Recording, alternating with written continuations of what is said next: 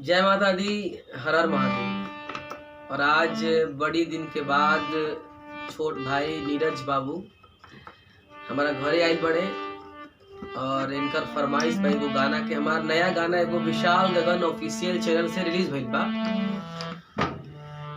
वो गाना के छोटा सा भाव आप सबके सुनावत नहीं अच्छा लगी तो ज्यादा से ज्यादा शेयर करब जा।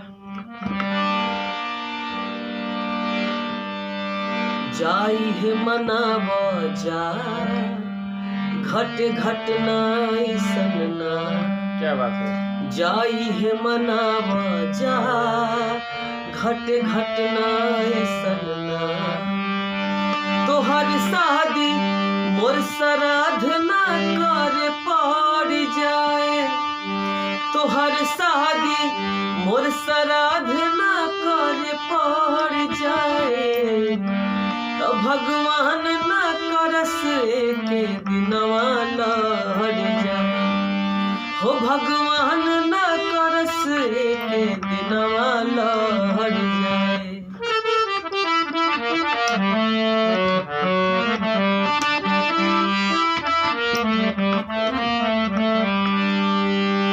बिजली के बिना जैसे तार बा बेकार हो, ओ सही जिंदगिया बा तोहरा बिन हमार।